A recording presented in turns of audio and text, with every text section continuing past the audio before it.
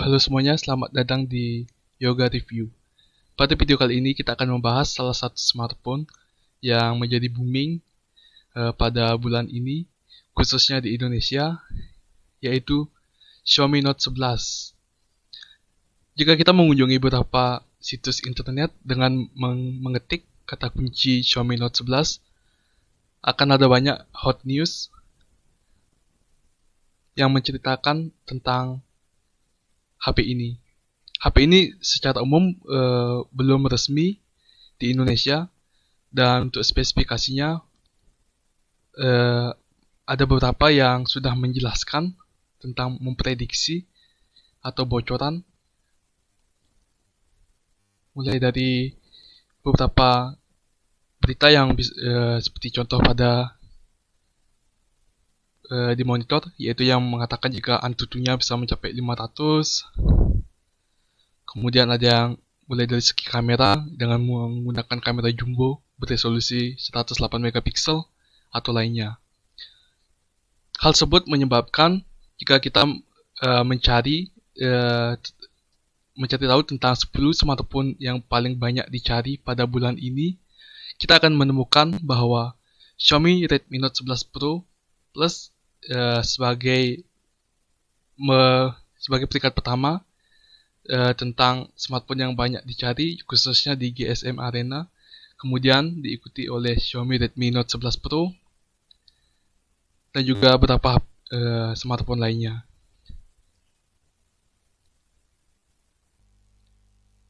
Secara umum, smartphone ini memiliki 3 varian, yaitu Redmi Note 11 yang berada posisi paling basic, kemudian ada Redmi Note 11 Pro, dan yang tertinggi yaitu Redmi Note 11 Pro Plus. Untuk spesifikasi yang saya jelaskan pada momen ini yaitu dari seri yang tertinggi yaitu Redmi Note 11 Pro. Tanpa berlama-lama, mari kita membahas spesifikasi yang digunakan. Baik, kita mulai dari body. Untuk body yang digunakan pada smartphone ini menggunakan Gorilla Glass 5 pada dual sisinya, yaitu depan dan juga belakang. Dan untuk ketipisan dari smartphone ini tergolong cukup tipis, yaitu 8,3 mm dan dengan berat 204 gram. Dari segi SIM yang digunakan yaitu menggunakan dual SIM, yaitu dual standby. Ini cukup berbeda dari seri sebelumnya yang masih menggunakan hybrid SIM, yang menyebabkan pengguna harus pintar-pintar memilih antara dual SIM atau satu SIM yang dipadukan dengan micro SD. Kemudian kita berpindah kepada layar yang digunakan pada smartphone ini. Untuk layar yang digunakan yaitu bertipe AMOLED. Seperti yang kita ketahui, AMOLED adalah layar dengan kualitas detail dengan ketajaman warna yang terbaik. Itu mirip seperti OLED atau lainnya, dengan refresh rate yaitu 120 Hz yang mendukung HDR10. Untuk ukuran yang digunakan pada smartphone ini masih sama dengan tipe Redmi Note 10 sebelumnya, yaitu dengan size 6,7 inci. Jika kita mengubahnya membentuk senti, yaitu 174 cm, yaitu dari sudut ini hingga sudut bawah ini itu memiliki ukuran 107,4 cm. Untuk resolusi yang digunakan yaitu sudah support Full HD dengan resolusi 1080 x 2400 pixel dengan rasio 20:9. Ini masih cukup umum yang digunakan di smartphone di era sekarang. Untuk rasio yang digunakan yaitu 20:9 dengan kerapatan layar yaitu 395 density. Dan untuk pelindung layarnya sudah kita jelaskan sebelumnya, yaitu menggunakan Corning Gorilla Glass 5. Kemudian kita berpindah kepada bagian performa. Performa dari smartphone ini menggunakan Android 11 yang dipadukan dengan MIUI 12,5. Tentu ini akan bisa di-upgrade nanti jika Android 12 sudah resmi, karena ini mengingat smartphone ini termasuk smartphone yang cukup baru. Untuk chipset yang digunakan yaitu menggunakan MediaTek yang berdimensi 920 yang sudah mendukung 5G dengan aplikasi 6 nanometer. Menurut informasi yang saya dapatkan dari sosial media, termasuk dari Instagram atau YouTube, banyak pengguna yang masih mengeluhkan kenapa pada smartphone tidak menggunakan Snapdragon. Itu dikarenakan banyak yang penggemar khususnya Mi Fans yang sudah sangat mengidolakan Snapdragon yang belum bisa menerima jika smartphone ini menggunakan MediaTek. Untuk informasi untuk kalian, seperti yang kita ketahui, MediaTek dengan dimensi 920 adalah chipset yang sudah memiliki performa yang sudah sangat bagus, yang kita bisa katakan performanya sudah memiliki kemiripan dengan Snapdragon dengan tipe atas, dan dipadukan dengan sinyal yang sudah mensupport 5G, bisa dipastikan smartphone ini tetap bisa menjadi idola biarpun tidak menggunakan chipset Snapdragon. Untuk CPU yang digunakan yaitu bertipe octa-core dengan clock speed maksimal yaitu 2,5 GHz. Dan juga untuk GPU yaitu menggunakan Mali J68 MC4. Untuk varian memori yang diberikan pada smartphone ini ada beberapa tipe. Yang pertama yaitu RAM 6 GB dengan storage 128 GB. Kemudian ada yang bertipe RAM 8 GB yang dipadukan dengan memori 128 GB. Dan varian yang tertinggi yaitu RAM 8 GB yang dipadukan dengan memori sebesar 256 GB. Dan dari segi kamera, smartphone ini merupakan menjadi keunggulan seperti yang kita ketahui, seperti yang kalian lihat pada layar, menggunakan triple kamera utama, kemudian kamera ultrawide dan juga kamera makro. Untuk kamera utamanya beresolusi 108 megapiksel, ini cukup piksel yang sangat besar, dan banyak dari berita dari sebelumnya yang seperti kita lihat sangat mengagung-agungkan kameranya. Untuk hasil detailnya kita lihat saja saat smartphone-nya sudah resmi di launching. Dan untuk kamera bagian kedua yaitu menggunakan 8 ultrawide dengan pixel yaitu 8 megapiksel yang bisa menangkap gambar dengan sudut 120 derajat. Dan juga salah satu kamera pelengkap yaitu telecro makro yang menurut saya tidak begitu sering digunakan.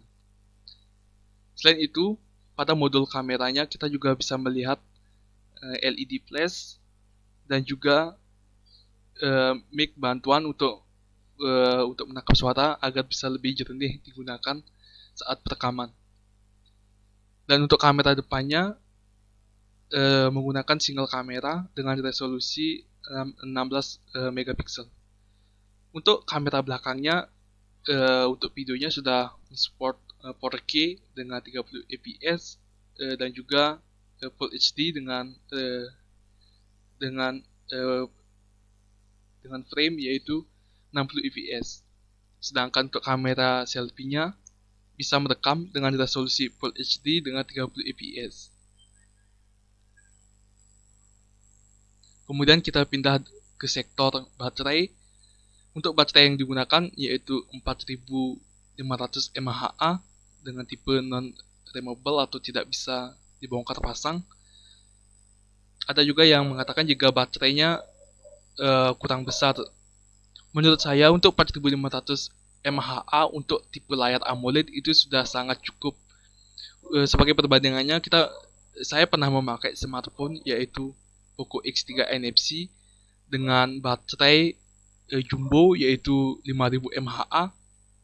Kemudian saya bandingkan dengan smartphone yang saya gunakan sekarang yaitu Poco F3 dengan baterai 4300 mAh.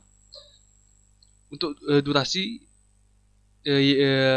saat digunakan unggul yaitu Poco F3. Untuk Poco X3 NFC dengan 5000 mAh-nya hanya mampu digunakan rentang waktu 7 sampai 8 jam tergantung pemakaian. Sedangkan untuk Poco F3 bisa tahan digunakan hingga 9 sampai 10 jam tergantung pemakaian ringan atau berat. Jadi, jika baterai yang digunakan pada smartphone ini yaitu 4500 mAh, itu tidak masalah karena layar yang digunakan adalah AMOLED. Ini sama seperti Poco F3 yang juga menggunakan AMOLED. Dan salah satu fitur yang sangat diunggulkan pada smartphone ini yaitu fast charging yang sudah mensupport 120 watt dengan saat 120 watt menurut iklan yang disediakan yaitu bisa mencharge penuh 0 sampai 100% hanya dengan 15 menit. Ini merupakan salah satu keunggulan yang tentu tidak dimiliki oleh smartphone lain. Kita bisa mencharge dengan sangat cepat. Kemudian kita berpindah pada fitur yang digunakan untuk sensor yaitu fingerprint. Ini masih salah satu yang menjadi dikeluhkan oleh Mi fans karena layar sudah menggunakan AMOLED, tetapi pada Redmi Note 11 Pro Plus ini masih menggunakan fingerprint yang dikombinasikan dengan power on off yang terletaknya di samping. Untuk beberapa orang ada juga yang lebih menyukai posisi samping, tetapi ada juga yang tidak sedikit yang juga menginginkan untuk fingerprint yang bisa tampil pada layar. Tapi sayangnya pada smartphone ini masih menggunakan fingerprint tipe side mounted atau di sebelah samping. Kemudian untuk sensor yang kedua ada accelerometer, gyro, promixly, dan juga kompas. Dari segi sensor, smartphone ini menggunakan sensor yang cukup lengkap yang setara ada pada smartphone flagship di era sekarang. Kemudian untuk Bluetooth yang digunakan sudah menggunakan tipe yang terbaru yaitu tipe 5.2 dan juga sudah mendukung GPS dengan yang mensupport GLONASS, Galileo, dan BDS. Dan salah satu fitur yang tidak kalah penting yang ada pada smartphone ini yaitu adalah NFC. Bagi beberapa user yang sering menggunakan top up e-banking atau lainnya bisa memanfaatkan fitur NFC. Dan salah satu ciri khas dari smartphone Xiaomi yaitu adanya infrared port yang bisa digunakan untuk sebagai fitur remote. Ini salah satu fitur yang kecil namun lumayan berguna jika digunakan. Dan untuk radionya belum resmi dijelaskan apakah berisi fitur radio atau belum.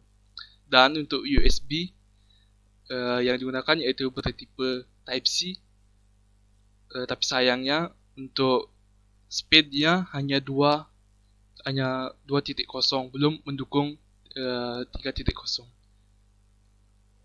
Dan juga USB ini bisa juga digunakan digabung dengan fitur OTG. Baik, cukup sekian tentang review singkat smartphone Xiaomi Note 11 Pro Plus. Untuk lebih detailnya, kita bisa melihat nanti setelah smartphone ini rilis di Indonesia, tentu ada beberapa perbedaan atau pengurangan yang berbeda dengan versi Cina atau versi non globalnya. Mungkin cukup sekian video dari saya. Jika kalian tertarik atau suka dengan video ini, silahkan di like dan juga di subscribe. Kita bertemu lagi pada video sebelumnya. Kalian juga bisa merequest tentang smartphone apa yang akan kita review. Kalian bisa menulisnya di kolom komentar. Jika banyak yang meminta, saya akan membuatkan videonya. Cukup sekian review dari saya. Sampai ketemu di review selanjutnya.